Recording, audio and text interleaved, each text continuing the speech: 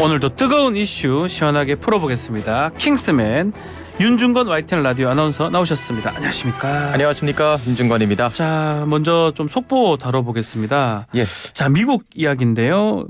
하원 의장의 해임 사태가 벌어졌네요. 네, 케빈 메카시 하원 의장에 대한 해임 결의안 투표 찬성 216, 반대 210으로 가결됐습니다. 아하. 지난 주말 임시 예산안을 처리하는 과정에서 메카시 의장이 민주당과 손을 잡았다는 이유로 이 공화당 강경파가 주축이 돼서 하원 의장을 축출한 건데요.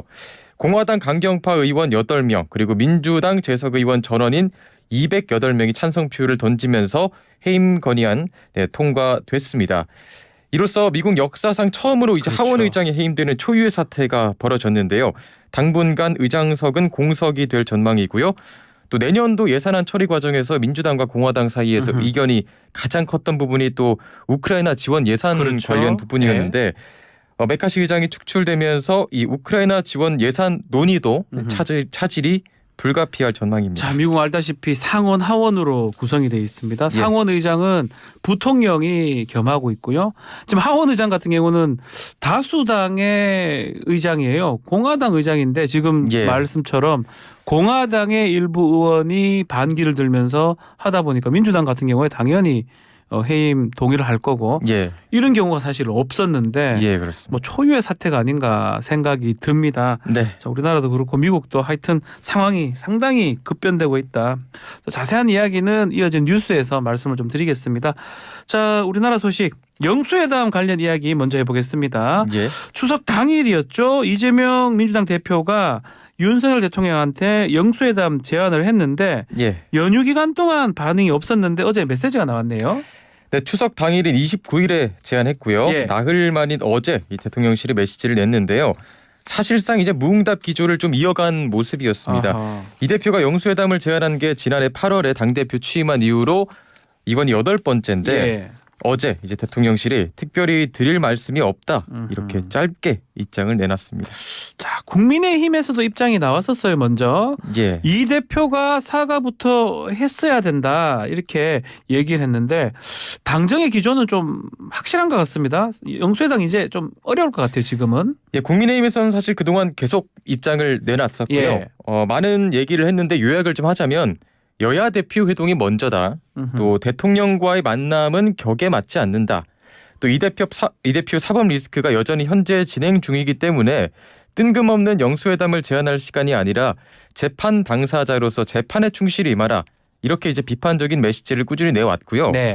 대통령이 피의자 신분인 이 대표와 만나는 게 좀 부적절하다 이런 기류가 또 있었던 만큼 사실 영수회담이 이뤄질 가능성 자체가 희박했었는데 이 입장 발표로 인해서 불발됐다 이렇게 봐야 될 것 같습니다.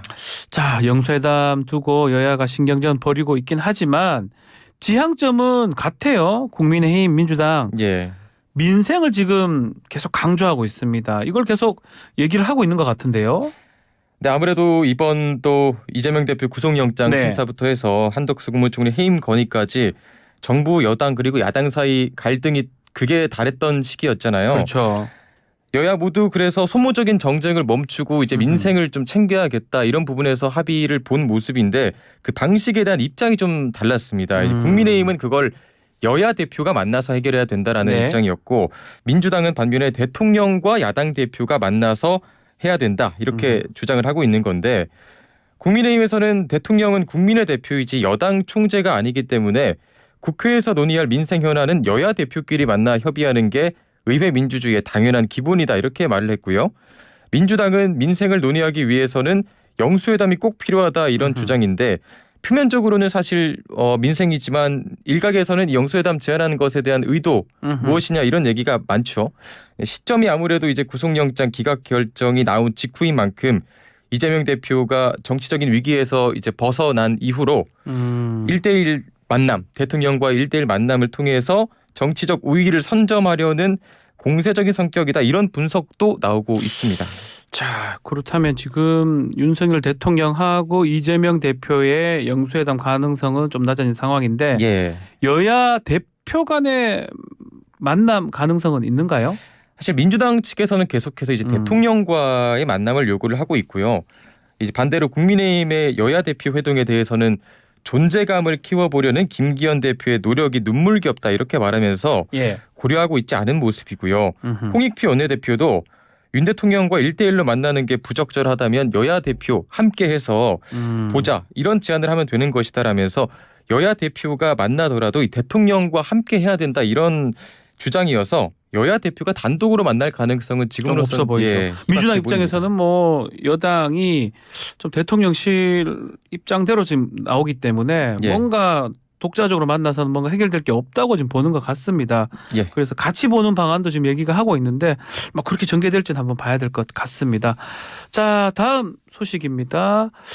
자, 이재명 대표 구속영장 기각 후폭풍 이게 긴 추석 연휴 동안 계속적으로 이 얘기가 이어지면서 예. 여야 대치 국면도 장기화 지금 국면이 되고 있는데 자, 특히 지금 대치 첫 고비가 이균용 대법원장 임명 동의안 표결입니다. 예. 아마 여야 대치 평행선이 계속 이어질 것 같긴 한데요. 어떻습니까? 네, 이제 모레인 6일 그러니까 네. 이번 주 금요일에 열리는 국회 본회의에서 이균용 대법원장 후보자 임명 동의안 표결 진행될 예정인데 대법원장은 국회 동의가 있어야지 임명이 가능하잖아요. 그렇죠. 헌법상 동의가 예. 꼭 필요합니다.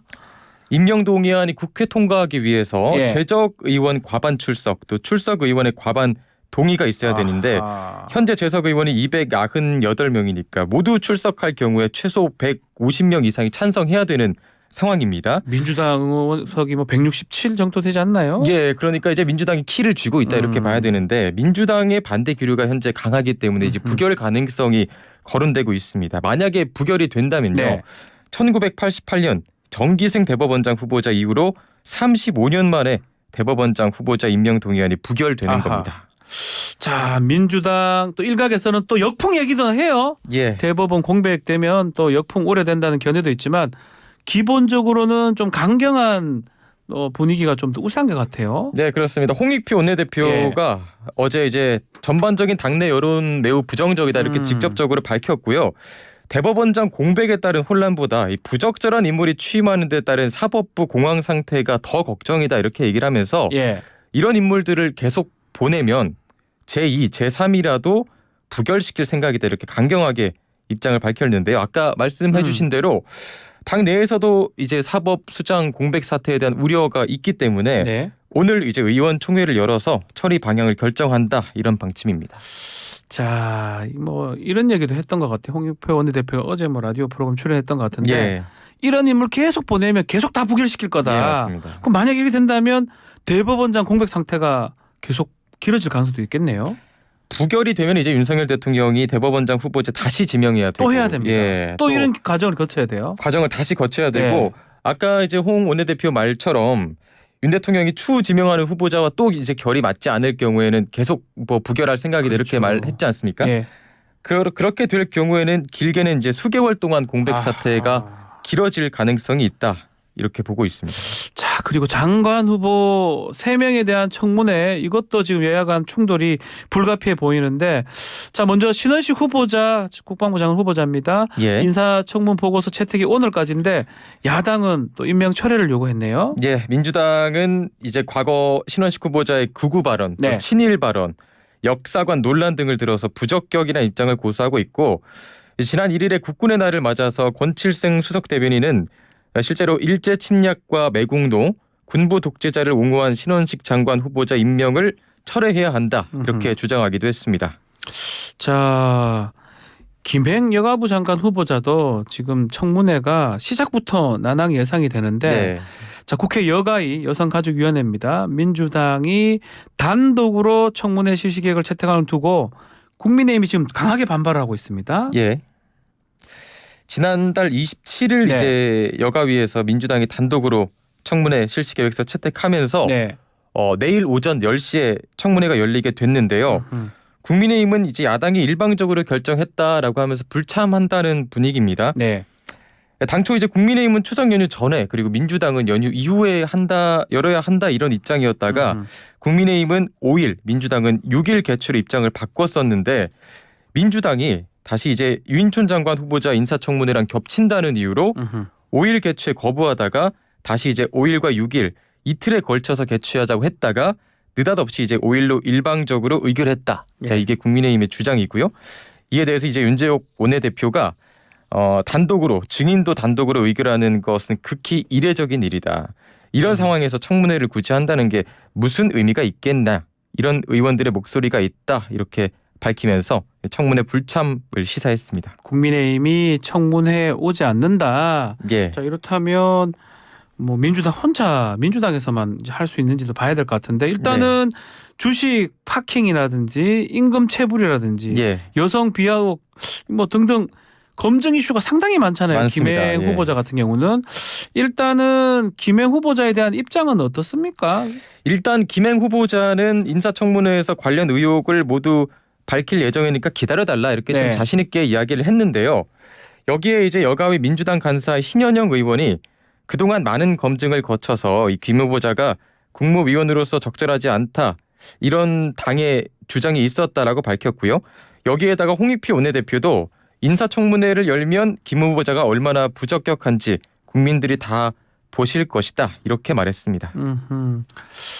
자, 유인촌 문체부 장관 후보자도 지금 이제 문제가 되고 있는데 예. 자, 지금 이명박 정부에서 블랙리스트가 없었다 이런 발언을 했습니다. 네, 그렇습니다. 어제 국회에 제출한 인사청문회 서면 질의 답변서에서 그렇게 답한 건데요. 추가로 이제 블랙리스트 수사와 조사가 필요하다는 것에 동의하냐 이런 질문에도 블랙리스트 없었기 때문에 별도의 수사나 조사 불필요하다 이렇게 답했고요.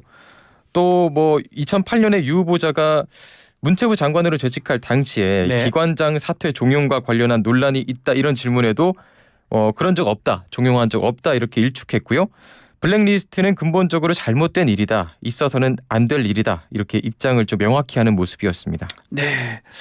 자, 10월 국회 지금 극한 대치가 지금 불가피해 보이는 상황인데 네. 주요 쟁점도 많고요. 예. 법안도 많고 국감도 있는 상황이에요. 예.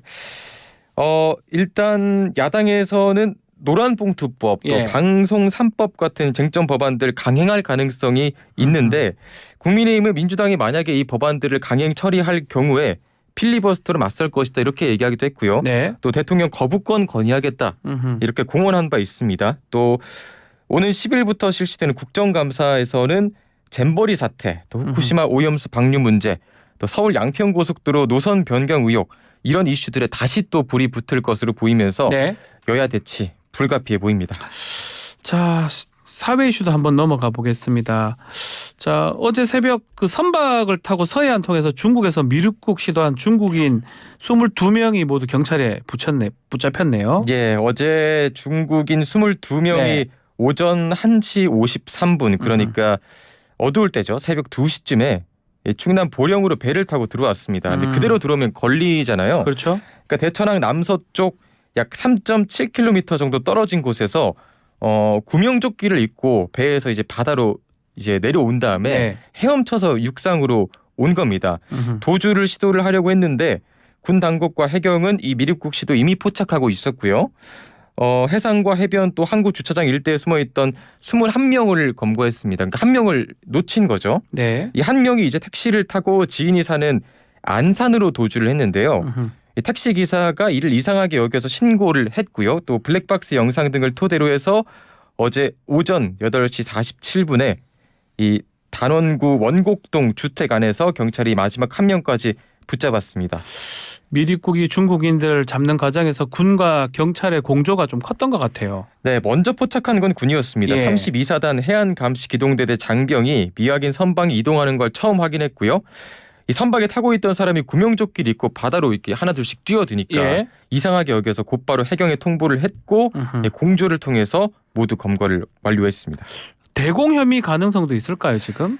조사가 진행 중이라고 밝혔는데 현재까지 조사된 바로는 아직까지는 대공 용의점은 없다 이렇게 조사가 됐습니다. 네. 자, 우리 지금 항저우 소식은 지금 혹시 있나요, 좀?